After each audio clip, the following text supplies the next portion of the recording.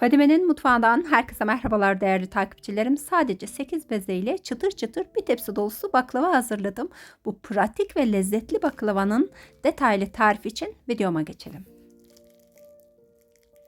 İlk önce baklavamın şerbetini hazırlamakla başlıyorum. 4 su bardağı toz şekeri tencereme alıyorum. Üzerine de 4 su bardağı su ekliyorum.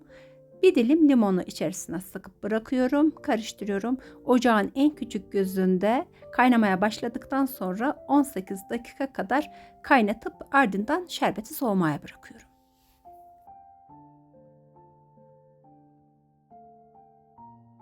Yoğurma kabına aldığım 2 yumurta, 1 çay bardağı yoğurt, 1 çay bardağı süt, 1 çay bardağı sıvı yağ, yarım çay bardağı su, kullanmış olduğum çay bardakları 150 milim, bir yemek kaşığı üzüm sirkesi ve unun bir miktarını alıp üzerine de yarım çay kaşığı kadar tuz, 2 çay kaşığı dolusu kabartma tozu ilave ediyorum, karıştırıyorum.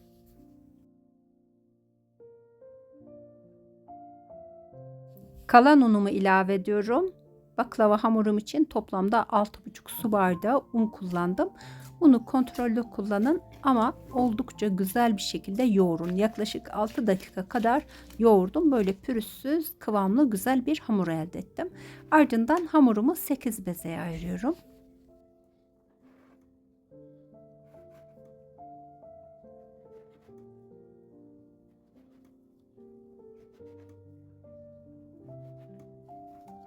Hazırlamış olduğum bezelerimi unlamış olduğum tepsinin içerisine diziyorum. Üzerine önce bir poşet, ardından da hava almaması için bir mutfak örtüsüyle kapatıyorum. 15 dakika dinlendiriyorum.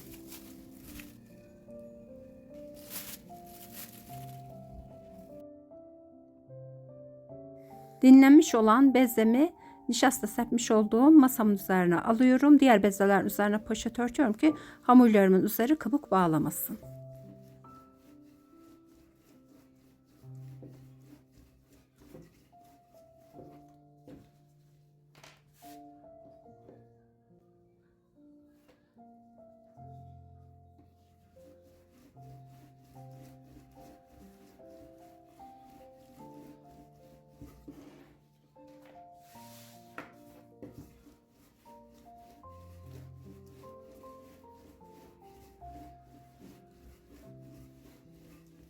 İlk bezemi açtım. Yufkamı katlayıp kenara alıyorum. Nişasta serpmiş olduğum masamın üzerine ikinci bezeyi alarak açmaya başlıyorum. Yufkaların boyutlarının birbirine denk gelmesine özen gösterelim. Çünkü biz iki yufkayı nişasta serpiştirdikten sonra üst üste dizeceğiz.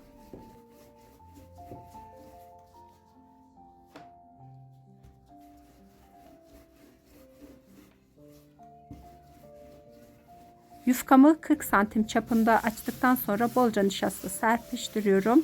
Öncesinden hazırlamış olduğum bir diğer yufkayı da üzerine alıyorum. Tekrardan bol nişasta serpiştiriyorum. Böyle kenarlardan çekiştirip her iki yufkanın da eşitlenmesini sağlayalım lütfen.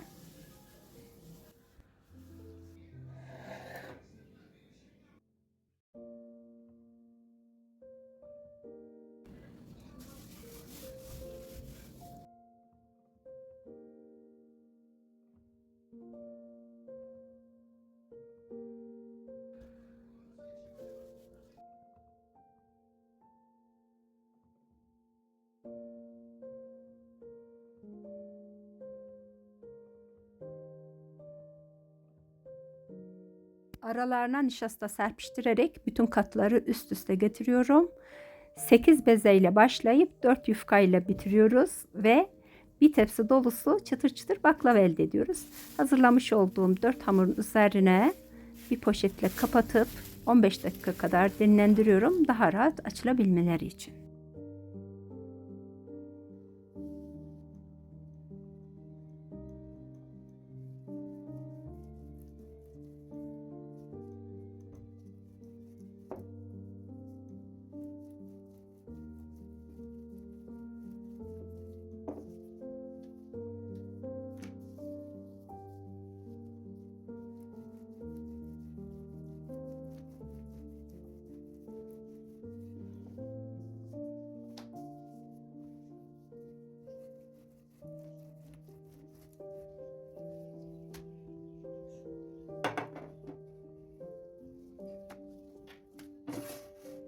Açmış olduğum ilk hamurumu katı yağla yağlamış olduğum dikdörtgen alüminyum tepsinin içerisine alıyorum.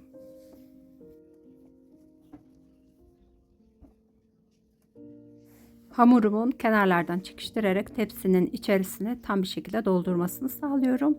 Ve 2 yemek kaşığı eritilmiş tereyağını hamurun her tarafına denk gelecek şekilde yayıyorum. Her ara kat için 2'şer yemek kaşığı tereyağı ilave edeceğiz. Bu baklavamızın lezzetli olmasını sağlıyor. Muhakkak sizler de ara katlara eritilmiş tereyağını eklemeyi unutmayınız.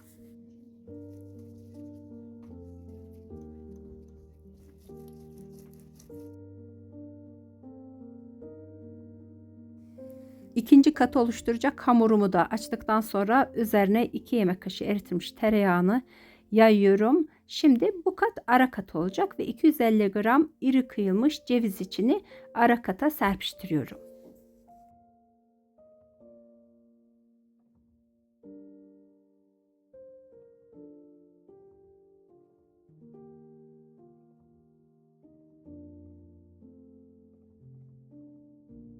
Oldu ki hamuru açarken tepsi boyutuna göre yufkanız fazla geldi. O zaman da bir rulet yardımıyla böyle kenarlardan kesip kalan parçaları da bu şekilde değerlendirebilirsiniz.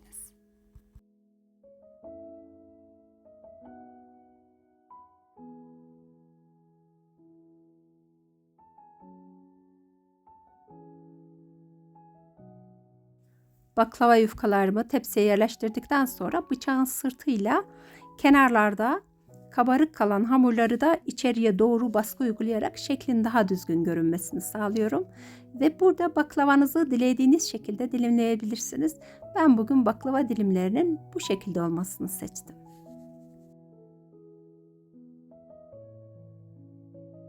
Arkadaşlar, videomu buraya kadar seyrettiyseniz ve faydalı bulduysanız beğen butonuna tıklamayı unutmayınız lütfen. Yorumlarda görüşlerinizi bildirebilirsiniz. Eleştiri de olabilir. Eleştirilere de açığım. Kanalımın büyük bir yerlere gelebilmesi tamamıyla siz değerli takipçilerimin elinde. Kanalıma abone olarak destek olursanız çok sevinirim. Şimdiden destek olan herkese çok teşekkür ediyorum.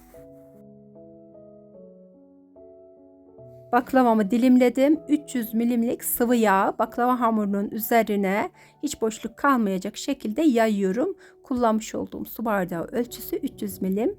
Ardından hamurların üzerine yağın tamamıyla denk gelmesini sağlamak için fırçadan da yardım alabilirsiniz.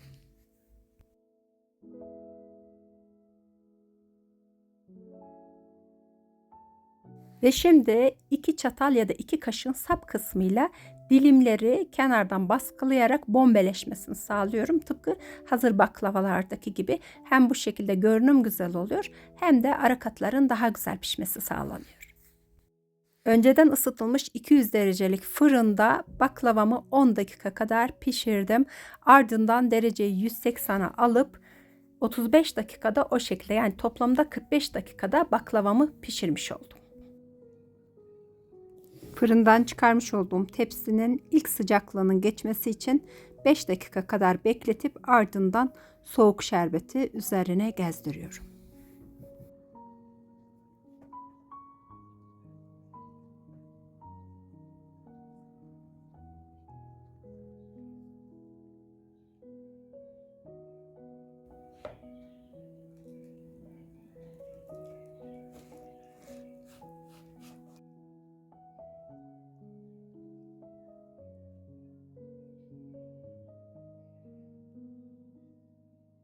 Oklava kullanmayı bilmiyorum ya da tek tek yufka açmayla uğraşamam diyorsanız bu tarif tam size göre.